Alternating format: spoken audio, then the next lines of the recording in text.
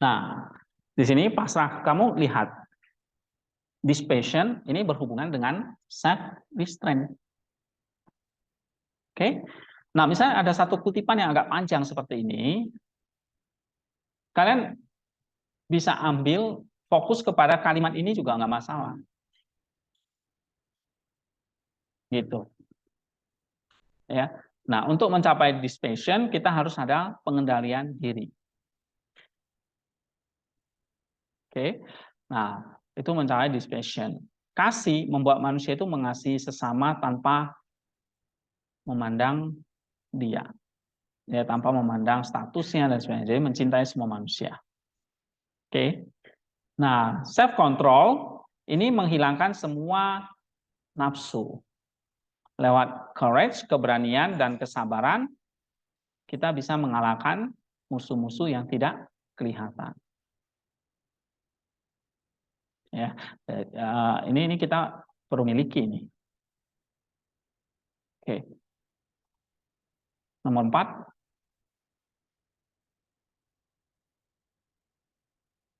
Let him who cultivates self-restraint and long for blessed purity, which could rightly be called dispassion. Nah, ini berhubungan lagi nih, self-restraint ini. Ya, dispassion, discipline the flesh and bring it into subjection with humble thoughts, invoking divine grace, and he will achieve the aim he desire. Ya, nah dispassion itu adalah apa? Dispassion itu adalah dia yang bisa melatih pengendalian diri, mendisiplin dagingnya, menaklukkan dagingnya dengan pikiran yang humble, rendah hati, terus meminta anugerah Allah, sehingga dia bisa menerima tujuan yang dia inginkan. Nah, apa di sini yang kamu bisa komentar? Kamu mengatakan pengendalian diri terhadap hawa nafsu, mendisiplinkan diri, dan membuat hati dan pikiran manusia akan mengalami rahmat ilahi, menuntun manusia dalam mencapai tujuan akhir, yaitu menjadi serupa, segambar dan serupa dengan Kristus. Di sini tidak bicara tentang segambar dan serupa dengan Kristus, ya kan? Tapi ini bicara tentang apa? Ya, mengendalikan diri, mendisiplin daging atau diri, ya. Kemudian humble thought, invoking divine grace, lalu meminta rahmat ilahi. Nah, ini kan kamu bisa satu komentar bagaimana mencapai dispassion kan?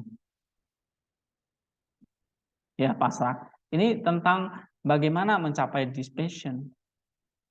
Antara lain, Maximus mengatakan ini harus cultivate self-restraint. Melatih pengendalian diri. Oke? Kemudian apa lagi? Mendisiplin daging dan menaklukkannya. Ya kan? Lalu berdoa lah nih, humble thought, invoking divine grace. Meminta pertolongan anugerah Allah, rahmat ilahi. Nah, itu mencapai dispassion. Sehingga kamu bisa katakan di sini ya, 3 poin ini, misalnya salah satu poinnya adalah dispassion itu bicara soal proses mencapai dispassion. Ya kan? Ini bicara satu proses nih. Prosesnya seperti itu. Ya, jadi kamu bisa bikin misalnya dispassion itu apa? Pengertian dulu, apa? Ya, kalau gitu nih semua bikin kayak gini. Karena ini adalah satu konsep, selalu konsep teologisnya semua ya. Misalnya si pasrah ini, dispassion, selalu mulai satu apa? Apa dispassion? Nah, kita perlu pemahaman yang penjelasan istilahnya dulu. Dispassion itu apa? Pengendalian diri itu apa? kasih itu apa? Iman itu apa? Terus tadi apa topik apa lagi? Kontemplasi itu apa? Ya. Yang kedua, mungkin kayak pasrah gitu, bagaimana mencapai? Bagaimana? Atau ini adalah proses dispassion. Nah, tentu poin kedua ini tergantung topiknya ya. Oke. Nah, jadi kalau kayak pasrah, misalnya bisa bagaimana atau proses mencapai dispassion. Ya. Nah, mungkin poin ketiga bisa pertanyaannya adalah mengapa atau mungkin hasil. Ya, ini yang standar aja gitu. Hasil atau tujuan dari tujuan dari dispassion. Tujuan atau hasil dari dispassion. Nah, mungkin bisa dibagi 3 begitu.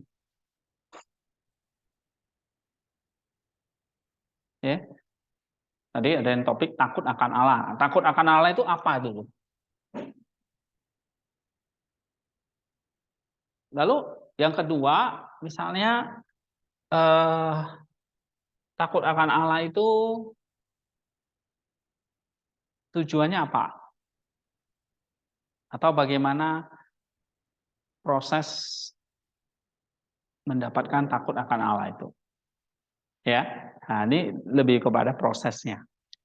Lalu yang ketiga misalnya bisa hasil atau tujuan, atau bisa juga bahas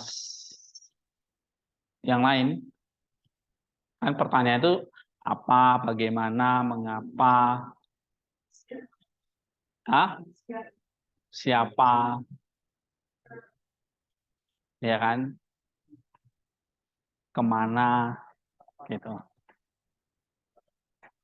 Ya, yang umum apa, bagaimana, dan hasilnya apa. Nah, kayak gitu ya.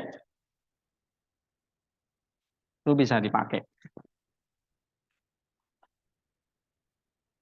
Oke. Kalau topik kayak dispassion ini, saya pikir ini nanti pasrah perlu buat ulang ya.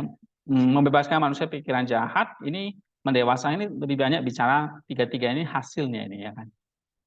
Tapi prosesnya seperti apa dan apanya itu juga penting dibahas. Ya. Jadi semua topik mulai dari apa dulu. Yang kedua bisa mulai dengan pertanyaan bagaimana ini? Seperti apa ini dispassion ini dicapai? Caranya ya. Lalu yang ketiga, kalau itu sudah dicapai, apa yang didapat? Oke. Tapi kalau kayak ada yang topik doktrinal seperti free will, mungkin ya, inkarnasi, misalnya bisa mulai dari apa itu inkarnasi. Lalu yang kedua, free will itu, nah, kamu perlu pikirkan ini, apa saja poinnya ya. Atau inkarnasi itu seperti apa? Jadi itu 3 pertanyaan itu sebenarnya pemandu aja. Ya.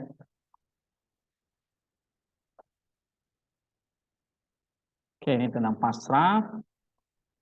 Nanti setelah makan, saya bahas lagi ini ya. Siapa yang belum dibahas? Masih banyak ya. Oke, bersabar dulu.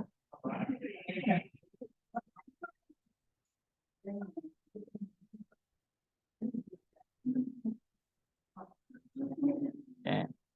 Kita break dulu ya. Sampai ketemu nanti 1:30.